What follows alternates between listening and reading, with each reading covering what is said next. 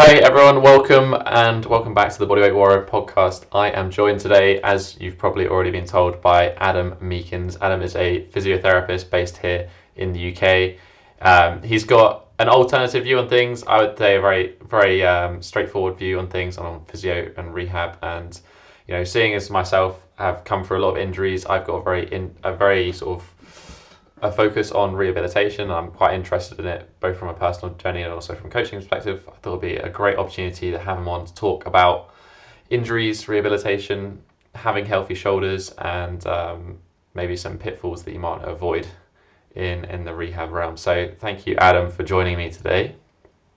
No problems. Thanks for the invite. Looking forward to talking.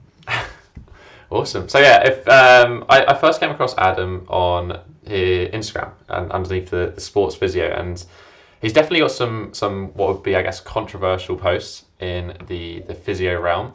But for me, they kind of just seemed they felt like common sense is what like I'd describe them as, more than like controversial. So I know you have an extensive history in rehabilitation. Could you maybe give a little bit of background to the people listening about where you've come from, where your education is, and what you're doing currently?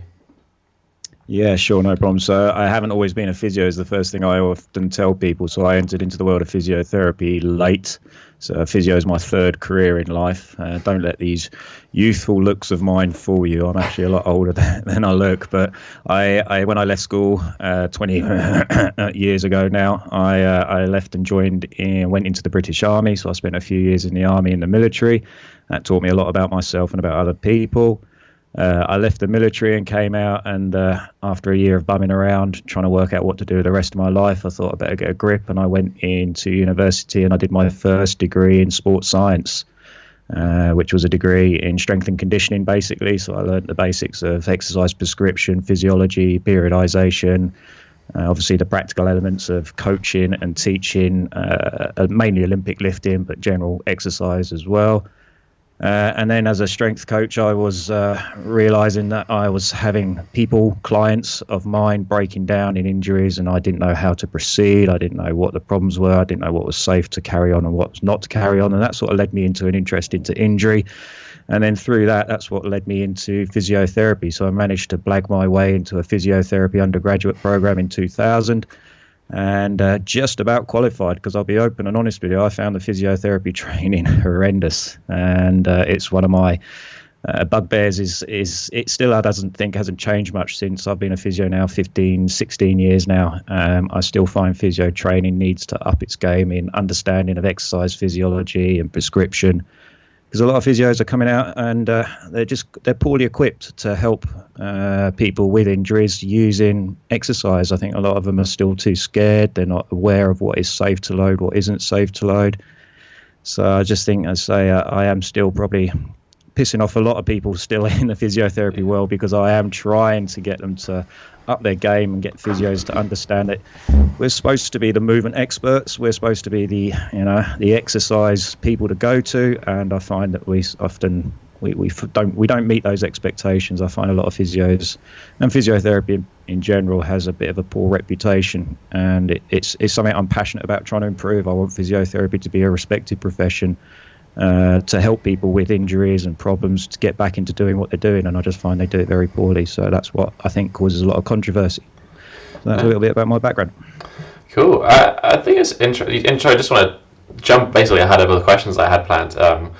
Do you think perhaps then some of the issue obviously maybe lies with the education, but also just the expectation of people coming in to see a physiotherapist? They expect you to do certain things and fix certain things, like you're a little bit of a magician in a sense, and magically kind of cure all of their issues.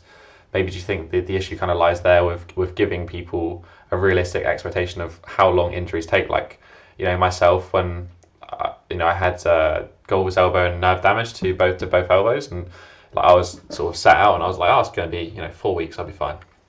And it ended up being like 9 months before I got back into something decent, and that was like a huge frustration at the time. But then after going through that process with subsequent injuries that I've had, it's made me expect things a lot differently. So I think maybe not everyone has that. Is that kind of where you'd sit on it as well?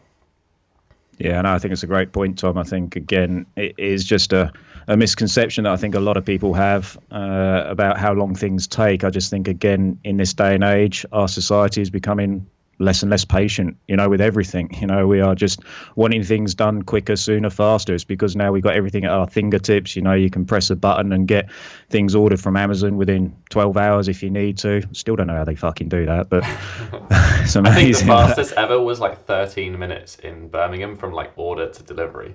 That is mental, isn't it? Yeah. It's like in this day and age now, you don't have to wait for anything, No. So I think that is very much making us as a society, when it comes to being, in a position that's awkward, that's uncomfortable, that is unnecessary. A lot of people are, well, I shouldn't have to in this day and age put up with this. It needs to be magically fixed. It needs to be taken away from me. And I think that is a big issue that society has. And I think we do need to do better, not just physios, but I think healthcare in general, in just re-educating people that, although technology has changed and we can get things from Amazon quicker, our physiology is still pretty much the same as it has been always. You can't rush biology. You can't rush physiology. We've got these standardized sort of time frames that we know injuries take. And again, a lot of people are just not willing to accept it or tolerate it. I think that's the other problem. We are becoming not only less patient, we're also becoming less tolerant of things. And I think that is another thing that we've got to be better at doing as healthcare professionals is just getting patients and people in pain, in disability, to just tolerate things a bit better. With some support, with some compassion, with some empathy, but I think, again, the expectations that patients have, you go and see a physio and they're going to take your pain away. They're going to reduce it. They're going to make it better. And most of the time I tell my patients that I'm coming here to help you through this process. I'm here to guide you and give you assistance. But very rarely will I magically make your pain disappear within 20 or 30 minutes of coming to see me. It just doesn't work like that. But it is a common expectation. So a lot of the time, I am trying to challenge those beliefs in patients. And I think, it's just a societal problem. Yeah, do you find that, it's like, I guess some people might accept that and be like, great, okay, help me on it. Or do you find that some people are like, no, I'm going to go see somebody else? Yeah, no, there's the ones that will just keep searching for the quick fix. And this all comes down to that we use this term self-efficacy. I find that the people that don't accept the advice and guidance and are looking for a quick fix tend to have lower self-efficacy. That is, that they've got less belief in their ability to get through this current situation that they're in. And one of the key signs for that is always looking for a quick fix, a quick solution, rather than looking at the long-term solutions, looking at the long-term gain. The very much focus is on improvement now, quick fix. And these are the people that I see going for either hot packs and cold packs all the time for a little ache or a niggle, reaching for the medicines, going for injections, rushing into surgeries, rather than just accepting that, things take time and you've got to have that confidence that it will get better with time. And it all boils down to whether you've got higher or lower self-efficacy in this situation that you're in. So it is something that I say is a problem from person to person. Some have high self-efficacy. You tell them this and they go, yeah, okay, that makes sense. Thanks for me. I'll crack on. I'll come and see you as and when needed. And then others, as you say, they'll go and find somebody else who will try to do what they think is needed. And often they end up, I think, being disappointed. Yeah, okay, absolutely. I mean, I personally can definitely attest to that, like that belief that things are going to get better. I think probably the more interest I've had, the more I've had the belief that things are going to get better because you've kind of come out the other side. Yeah, it's through experience. I think, once you've had an injury and, you've realised, Christ, it did take longer than it's going to have, or that I thought. And the next time you get that same injury, you've got that expectation, you've got that understanding. So I think that is a key factor. So I think the more injuries you have, and I've had a good few over my life as well. I think the higher your self-efficacy knows that stuff is going to get better, but I've just got to be patient and stick with the process. Yeah. Yeah. Okay. Absolutely. So talking about injuries, as you're aware, like my sort of thing is bodyweight training, especially handstands. I think it's probably one of the more injury-heavy sports that I'm aware of. Like, there's always people complaining about aches and pains, and I think there's lots of reasons for that. I mean, it's very, very tendon intensive.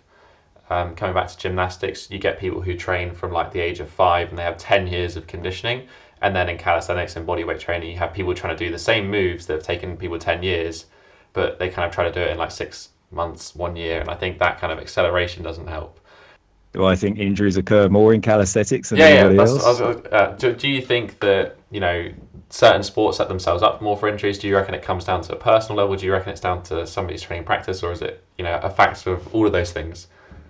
Yeah, again, it's a very good question, and I wish I had a definite answer. The simple answer, I haven't. When it comes to injuries in sports, it's a very multifactorial effect that will create injuries down to lots of different things. So, I mean, I had a quick look at the injury prevalence in calisthenics.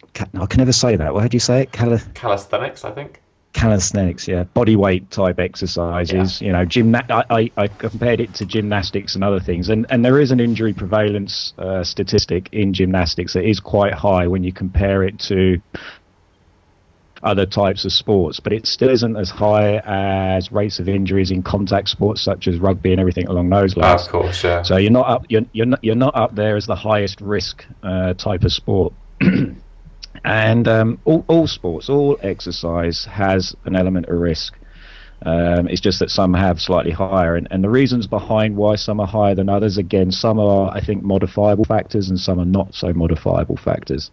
But it's never down just to one. I mean, I think the biggest one that I see, and you mentioned it briefly, is doing too much too soon, too quickly. So overload and not allowing the body to adapt and to adjust to what you're asking it to do is probably, a key factor for a lot of injuries. But it isn't just as simple as that, because we do know that people can tolerate sudden, quite big jumps in increase in load.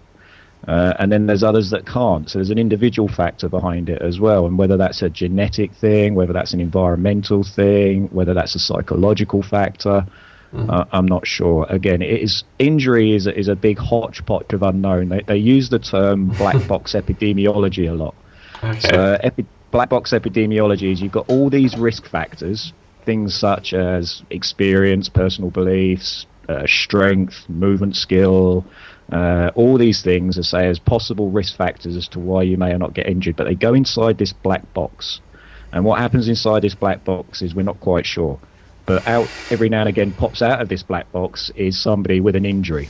And trying to piece together as to why this person got injured and the other person didn't is very, very challenging. So injury risk is something that I find that it's there in all sports, but are we able to prevent it? No. I think prevention is something that I am not keen on using in the term of it, sporting injuries. Can we reduce or mitigate risks? Yes, we can. Okay, very interesting. I mean, my instant thought on that would be, things like rugby, contact sports, that's going to be a lot of injuries, I would assume, would be based on the fact that it's contacts and you've got those heavy hits.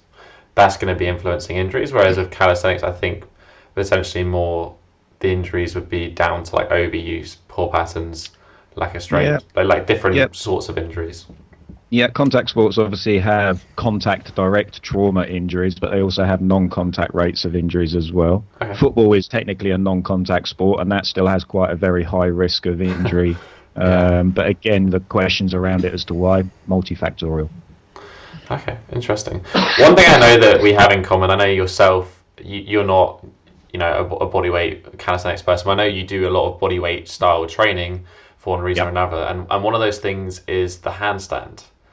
I've been trying for the last couple of years, Yeah, I've seen you doing it on Instagram. I've seen you sort of posting things on your courses, getting people doing it. Is it just for fun? Is there a specific reason behind doing handstands? I'd love to hear your kind of thought on it.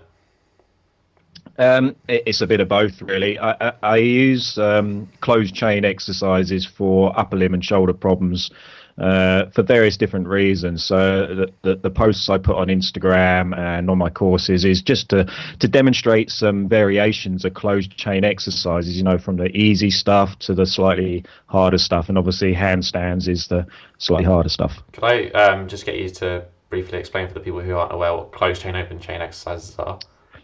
Yeah, so obviously the upper limb we tend to use in an open chain fashion. So that basically means that as we're moving the limb around, only one section is connected to our body or to a fixed surface. So obviously the hand is free in space to move around. So that's classed as an open chain movement. if I was to put my hand up against a wall or onto the floor, I've now closed the chain between the hand and the body. So there's now two areas of fixation. So that's the difference between open chain and closed chain. Cool. So the reason you're using the handstand, is that like, are you looking at using it to improve shoulder stability, to improve, overhead position, anything in particular? Yeah, there's a couple of reasons why using a closed chain exercise in the upper limb is quite beneficial. So first and foremost is for increased proprioceptive purposes. So when you close the chain, depending on which way you do it and how much force you're putting in through it, you compress the joint. And obviously the upper limb is not used to being compressed as much as the lower limbs because of non-weight bearing type function and statuses that they do throughout the day.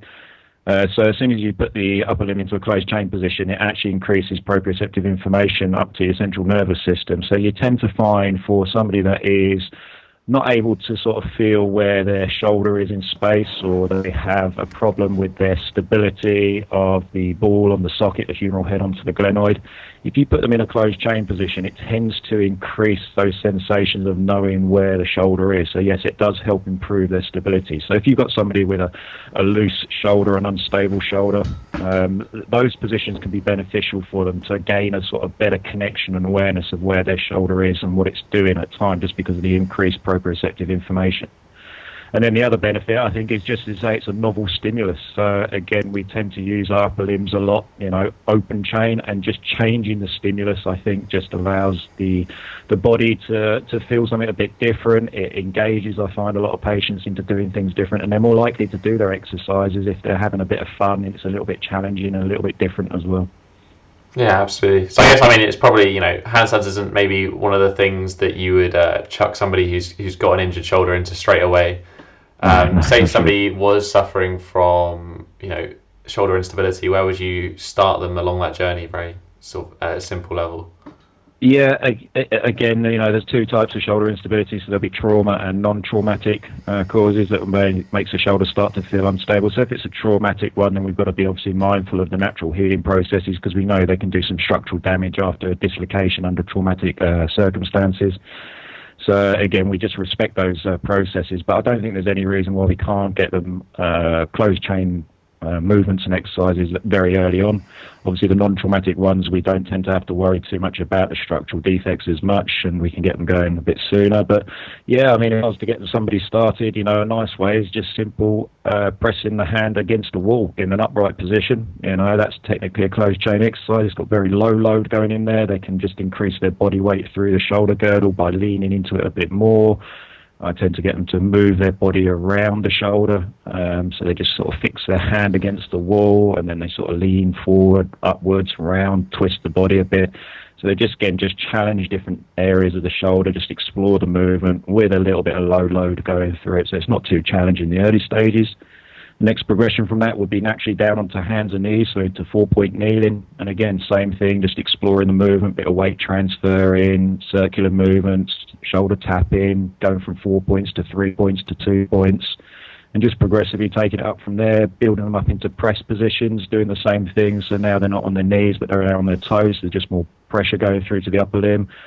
Again, just exploring the movement in lots of different ways, in novel positions, and then till eventually, press ups, those sort of things, in plank positions, downward dogs, all those sort of things. You just start to push it into greater ranges with more weight, more force through it as they can tolerate it, until eventually, you start to progress them into overhead positions, into loaded positions, and eventually, handstands if possible, if they want to. Not everybody wants to. No. So I guess a lot of this is, about being strong, and something you've mentioned a lot is this kind of notion of not being fragile, anti-fragility. And you have a saying which is, you can't go wrong with getting strong. Would you be able to expand on that from your perspective? What does it mean to you? What could people take away from that? Yeah, it's a catchy saying, and it's something that I use a lot because it sticks into patients' minds. I think a lot of patients who I come to see me, they have a fear of using resisted exercises, because the fear is that it's going to make it worse. It's going to be risky. If I pick up this heavy weight, it's going to cause more problems than I've currently got. And so I tend to use this to try and reassure patients to say that you can't actually go wrong getting strong if you're sensible and you grade your exposure gradually and steadily, and you get used to it gradually and steadily. And again, I tend to use another saying to a lot of patients that are still fearful of, using resistance-based exercise. I said to them that if you think getting strong is risky, try being weak, because being weak is even more risky. Being weak leaves you more susceptible to injuries than being strong and lifting weights. So I try and use that to try and put a positive slant onto it. The other thing that I also have a saying for us is when it comes to getting strong, we're not just talking about your muscles, your ligaments, your joints. We're talking about you as a person. I am getting you strong. That's the psychological factors behind it as well. So, the exercises we're doing here are not just to challenge your physiology, your body, your muscle, your ligaments, your tendons. It's also here to challenge your psychology. It's here to put you in some positions that make you feel a little bit uneasy, a bit uncertain, and to show you that actually you can cope with this better than you probably thought, that you've just managed to pick up this 10-kilogram weight that you probably haven't done for a long period of time, and it hasn't broken you. It's worked you hard. It's given you some sensations of awkwardness and uncomfortableness, but you've come through the other side. And I think that is the other benefit of getting strong. Is I do a lot full of sayings, but I say I'm not strengthening your body. I'm strengthening you as a person a lot of the time. Yeah, I can definitely attest to that. I think just as on a personal level, you sort of.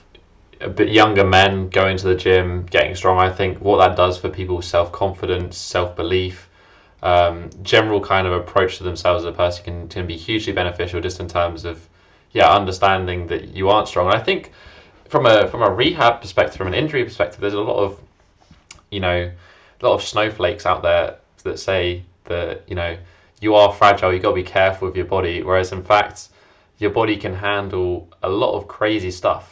It's pretty strong. It's pretty tough.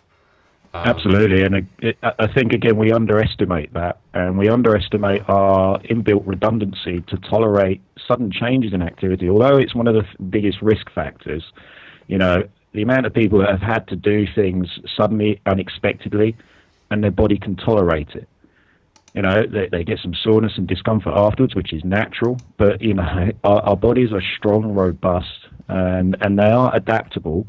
And they are able to tolerate a lot more than I think people actually give credit for. And I think the reason they don't know this is because they don't explore it. They don't challenge their bodies. And I say to people, you've got this structure, your body, use it to all its glorious potential. Go and do handstands, go and jump high as you can, go and run as fast as you can, go and sit down and squat as low as you can, try and reach up as high as you can, explore movement, use your body. It's there. It's a remarkable piece of equipment, and you don't want to go into the grave with it looking all shiny and pristine. You want to use your body and enjoy for what it can do, which is allow you to explore this world that we live in to the fullest potential. So, you've got to look after it, but, use it. It's not there to be, as I say, wrapped in cotton wool. It's not there to be used, as say, only on special occasions. It's there to do all the things you want to do. Absolutely. So, if we talk about not going wrong or getting strong, maybe if we take this from what would be coined as a prehab approach. So, I know, do you not like that word? What do you think of the word prehab? Yeah. I think I saw a mate of mine called Quinn Hennock from Clinical Athlete post something a couple of days ago, and it's hit the nail right on the head, and it's what I think exactly. It's that prehab is a word that's been bastardized by a lot of fitness professionals and healthcare professionals, and they're doing stupid little preemptive, pissy little corrective exercises under the guise of prehab. But prehab is a term that we use to get people ready for surgery. You're going in for surgery, okay? This is the plan. This is what you've got to have corrected. You're coming in to get your capacity and your tolerance up as best as you can do before you go into surgery, because you're going to be out of action for a while and you're going to atrophy and you're going to stiffen up and you're going to weaken off. So we want to try and reduce or mitigate those effects for you coming in and having some prehab. And normally prehab is done at high capacity and high loads. as pain and injury allows you to. It's not these pissy corrective exercises that everybody uses nowadays to reduce or prevent injury. That's just a bastardization of prehab. So yeah, I'm not a fan of that term. Okay, fair enough. I like that. I wasn't necessarily. I was definitely using the term correctly. I wasn't necessarily talking about weird corrective exercise. I was going to say, like, is there, for the shoulder in particular, in the context of doing, handstands, doing maybe some more advanced sort of upper body movements, is there any exercises that you would consider essential for people to be, adding in to ensure the shoulder is, not going wrong with getting strong, and actually making sure that it, I don't want to use the term prehab, I'm trying to think of another word for it, but like a warm-up. A warm-up, okay, sure, we can go with that. A warm-up, yeah. So is there things that I would like, so if somebody wants to go and do some handstands in a session, is there something that I would use before they go in and start doing the handstands to make sure that they are prepared and ready and warmed up? Simple answer is they just do lower level handstands. I was going to say, do you think warming up is as important as people make it out to be? Do you think there's a certain level of readiness that the body has? Do you think people maybe... absolutely. Yeah, I think, again, a lot of social media, Instagram posts have got to blame for this about, getting people to foam roll out for 10 minutes before they do something, and then they've got to go through all these prehab activation drills and everything. And again, at the end of the day, you sometimes see some people warming up for twice as long as they do their fucking workout, and that's just stupid. So, again, it's one of these things that's been bastardized. It's not that I don't advise people to progressively, get their body used to what they want to do. It's a sensible approach, but it doesn't have to be anything conflated or complicated. And normally, the way to warm up for anything is to do a lower intensity of the work that you're going to be doing as your main workout. Yeah, that kind of sums up to me. I actually get asked this question a lot when it comes to stretching. I'll post like a stretching exercise, and they're like, "Do we need to warm up before this? I don't want to injure myself. I don't want to do anything." I'm like, yeah. Just do it at a lower. Do the stretch you're going to do, but just do it at a lower intensity and increase the intensity after you've done a few, and then that's your warm up done. Yeah, absolutely. And I think that maybe this is a bit of that kind of fragile body sort of thing is feeding into this as well. Like people are afraid that their body isn't as strong as they think it is, or they might get injured or what have you. Speaking about foam rolling, about soft tissue, I personally myself have been through a big cycle with this. I used to love a good foam roll. I used to a few years ago. Every night I would sit on a foam roller for a bit. You have the one with the knobbles on. I do extra soft tissue release, that is. Extra lovely. Yeah, needless to say, I don't do a huge amount of it anymore, but I would love to hear your opinion on foam rolling firstly. Mm-hmm. Is it any good? Does it still have a place? And if so, what is that place? Yeah, okay. All right, well, I think it does. Yeah, I think it does, is the simple answer. I think, I just think there's a lot of myths and misconceptions about what it's actually doing. It's not for everybody. It's like anything, I don't foam roll. I think it's stupid rolling around on the ground on a cylindrical object personally, and that's my belief and my biases. I don't do it.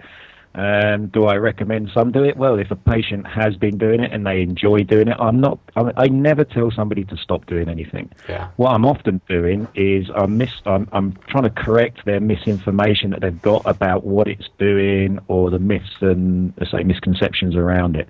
So the biggest thing with foam rolling is people think it releases adhesions, it breaks down stiffness or things that are scarred up together, and that's just not what it's doing. The forces that your body experiences by rolling across a piece of foam tubing are so low and not done for any significant amount of time that it's going to make no changes or anything significant change to any of your tissues.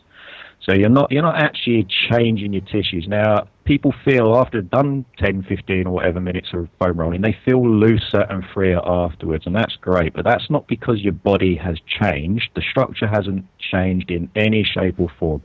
What the reason is you're feeling less stiff afterwards is this neuromodulatory effect. You stimulated your nervous system with the foam roller, and that has now changed the perception of stiffness for you. It's Yeah. a short-term effect. That's the thing that we're not quite sure. Sometimes it lasts a bit longer in others than other people.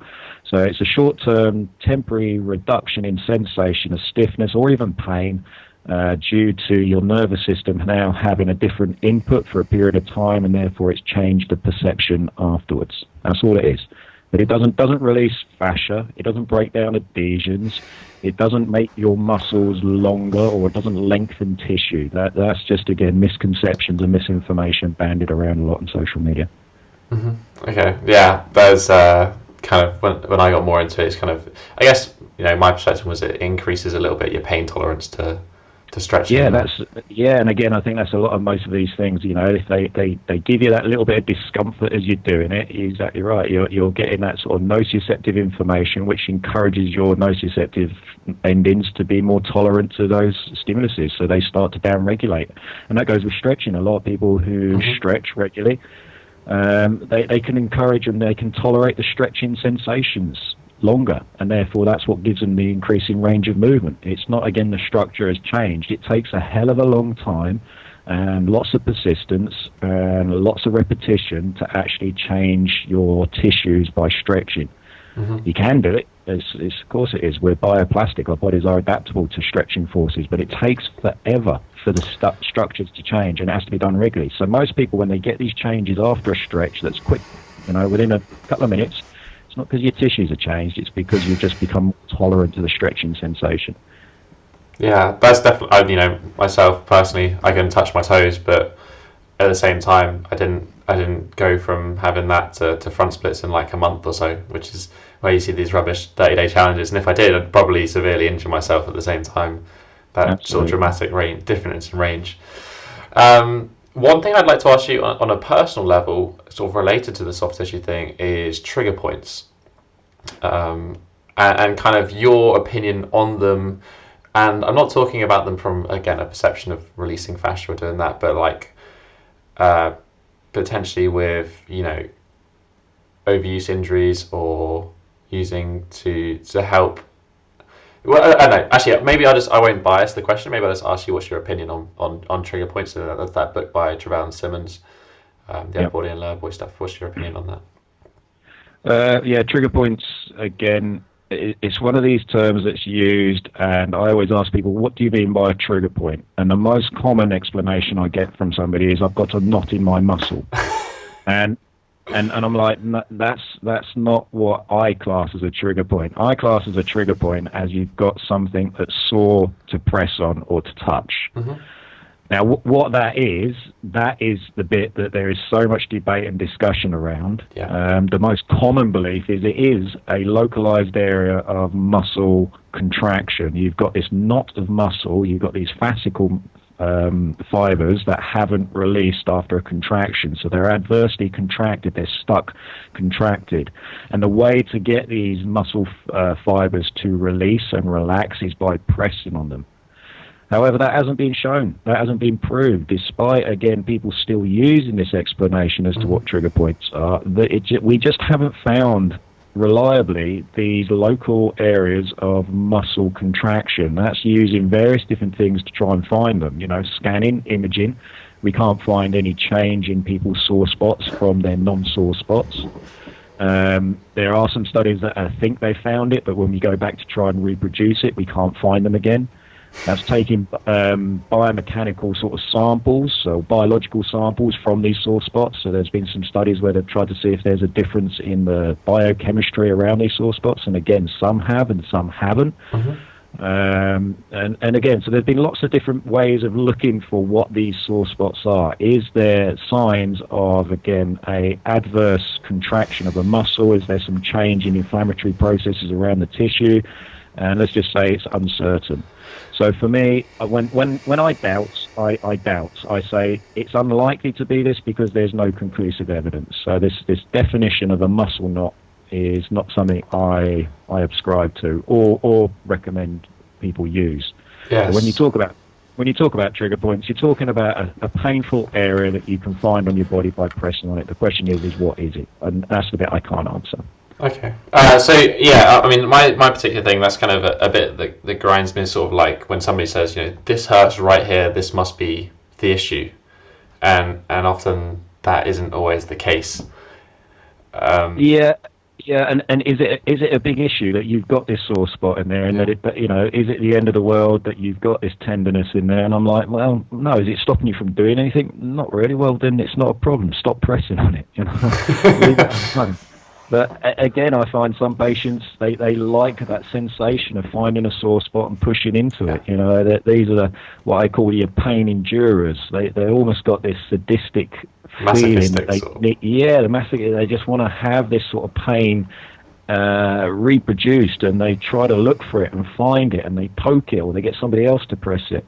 And then I get other patients that are avoidant of it. Your pain avoiders that very much just want to avoid it and take away from it. And I think it just needs a bit of balance between both of those. It doesn't want to be aggravated too much, and it doesn't want to be avoided too much. Okay. Don't want to dwell on trigger points too long, but what are your thoughts on like sort of referral points? So triggers that aren't necessarily to do with like this area hurts, poking on this area, but like there's something wrong with this area. What happens if I poke upstream, downstream of that in it? Yeah. Again, we use that term interregional dependency. So, the problem of where you're feeling your issues are coming from is from something else, either, deficient, lacking, elsewhere, going wrong. So, again, it's a theory that I think, there are some, common sense-based approaches to take to that. So, you can see people that have pain and discomfort in one area that's a consequence of something else not doing its job properly. But some people take it to the extremes. Some people go, well, it's your big toe that's causing your left shoulder to be problematic, and I'm like, that's just bonkers. You could theorize and theoreticalize, these chains of links of things causative of an issue, to the nth degree. And I just think, let's just keep it simple. So, when you're talking about the shoulder, the thoracic spine, restrictions and limitations in thoracic spine mobility is going to have a consequence on what you can do with your shoulder girdle. Mm-hmm. Will your left toe have an effect on your left shoulder girdle function? Theoretically, it's possible. You could come up with some sort of rational explanation or semi-rational explanation that could explain that you've got a restriction in your left toe that's affecting your shoulder girdle range of movement. But is it probable, and is it something to focus on straight away? Of course not. So you like to do simple things first, which I think is a pretty good approach. There's a lot of flaff out there about it. Yeah, it's a common sense based approach, which unfortunately common sense isn't that common. So say somebody has got an injury. There's often this inherent reluctance to go and pay money and see somebody, and there's often this sort of maybe I'll just Google it. And I know for a fact that doctors and GPs get frustrated with this when somebody comes into them and says, like, I've Googled my symptoms and I've got X, Y, and Z. And they're like, okay, well, wait a second. Do you think that there is, to some degree, a level of which somebody can assess and treat an injury themselves? Or do you think that, no, you're better off go see somebody? Because, I've got to the point now, I've been in both. I've been like the point where I was like, no, I'm going to figure this out for myself. And then now, if I got injured again, I'd just be like, no, let me go see somebody and I'll pay them because they know more than me about this. Again, with everything, there's a yes and no answer to that question. So I do sometimes think, and I see this in my clinics, patients come in too soon, too quick for things that are not a major problem. And again, I just think that's this change in society that whenever we've got a slight ache, a slight problem, it can worry the hell out of some people, and within 2 days they're like, oh my God, I've got to get it sorted out, I've got to get it gone. And I'm like, I do my basics and, I check it out and I say, look, there's nothing here to be overly concerned about. This is probably just something that's going to go away in a week or so just keep moving, it'll be fine. So I think there are some elements where people rush too quick to go and get things checked out. Sort of that, like, it hurts when I do this, and it's like, well, stop doing that then. Absolutely, yeah. It's a Tommy Cooper joke. You're probably too young to know who Tommy Cooper is, but anyway. Yeah, doctor, hurts when I do this. Well, stop doing that then. But yeah, so I think there's an element of that. But then, there's a lot of misinformation out there. So I do think a lot of people can, unfortunately, get themselves, when they try to self-diagnose, confused and mixed up, or get some wrong information, which can be dangerous and harmful, worst case scenario, other times just inept and stupid and ridiculous. But that also happens when people go and see physiotherapists as well. So, again, I have spent a lot of my career correcting misinformation and misdiagnoses from other healthcare professionals who they've paid good money to see, and they've been told that their problems are due to their sacroiliac joint being out of alignment, or their thoracic spine keeps slipping out and it's got to be popped back in every week, and that's what's causing their problems. And that is quite big still in this day and age of being used as an explanation as to why things hurt, is that things are misplaced or slipping out, or these other definitions they use. And there is absolutely no evidence behind this at all. Again, it's just a misrepresentation of what your body does. You cannot misalign your pelvis just by stepping off something. You can't pop your thoracic spine out just by twisting a bit too quick. So these terms are used a lot, especially by people that like to crick and clack and press things and push things and make them pop. They're usually diagnosing it and saying, well, I've just pushed that back in. And I spend the vast majority of my time correcting those misdiagnoses. So I think some patients, they go and see healthcare professionals, they pay their money, and they're not getting the best information and advice. And they could probably have got better information and advice either by not going there and probably get themselves back to square one again. So I think that is, to say, a yes and no answer to that. So how would somebody potentially discern whether or not their healthcare, and this is a tricky question again, like maybe what would be some signs that the person is potentially going down the wrong route with rehab for somebody? I think the biggest alarm that's going to get anybody concerning that this person is probably, the healthcare professional I'm in front of is probably not the best one, is if they're asking you to come in regularly for treatment for long periods of times to correct or to update things that they need to be doing on a regular basis. A good healthcare professional will be looking to make themselves redundant and not see you as soon as they possibly can. So I think my job is when I see somebody for the first time is to inform them how long this is going to take, and my my estimation of how many sessions they're going to need before they get better. And there's always an exit strategy on that first appointment.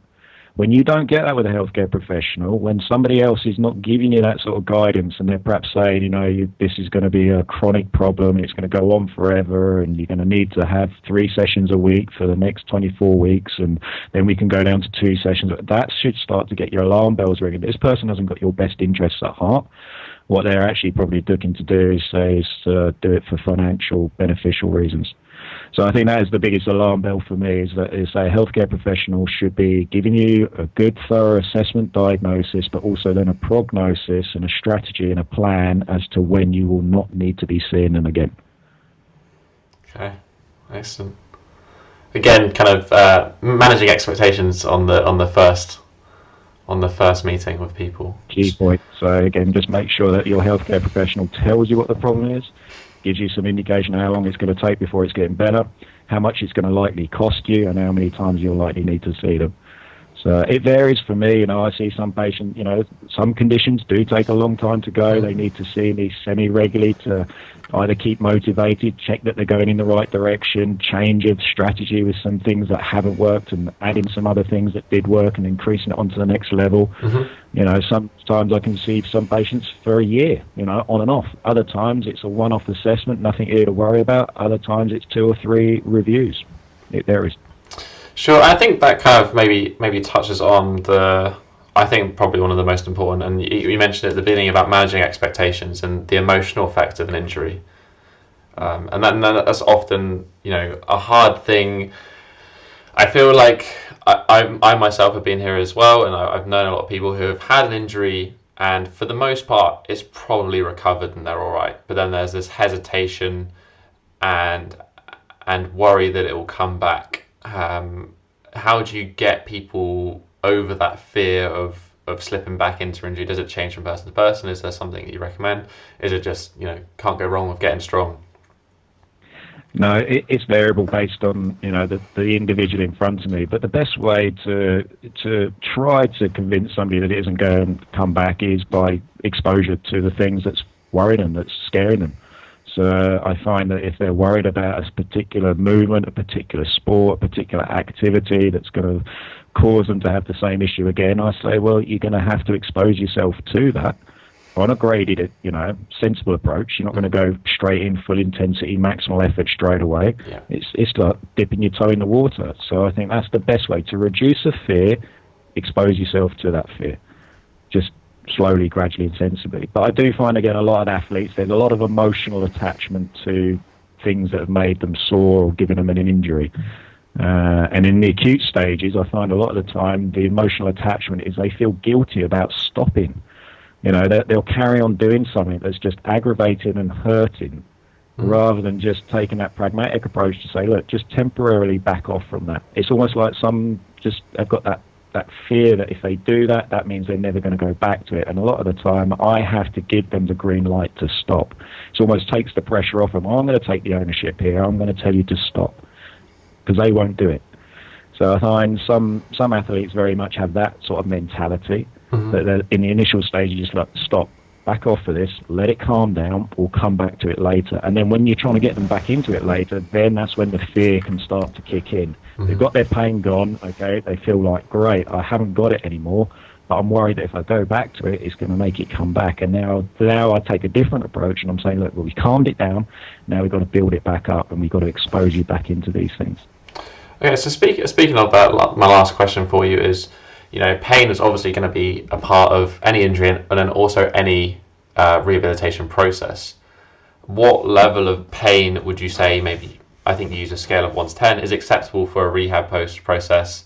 Because there needs to be some level of discomfort when you're recovering from injury. Yeah, sometimes it's not a clear-cut black and white answer. There's a lot of ambiguity about, do you ask somebody to move or do a task or an exercise in pain, and don't you? So I'm not just going to say yes or no. And I don't very rarely use this scale of 1 to 10. I don't find it useful. I know it's often used a lot, but I find it sometimes a bit ambiguous and sometimes a bit unhelpful. I guess some people have different tolerances to pain than others. Absolutely. What one person's 2 out of 10 is another person's 8 out of 10. So again, it's something that we try to classify pain by using numbers, but pain is so individual, it's so unique, and it's so multifactorial. I don't think we can just simply dumb it down to a simple number. But yeah, there are times, like you said, that we do have to ask people to push an exercise and rehab that's going to be uncomfortable, it's going to be painful. But then there's also times when I don't. And again, it's based on my assessment as to what the problem is. Again, if they've just had an acute injury and there's tissue healing processes going on, I'm very rarely saying you're going to be pushing into pain straight away. You're going to have a period of time where you're going to try and avoid pain temporarily.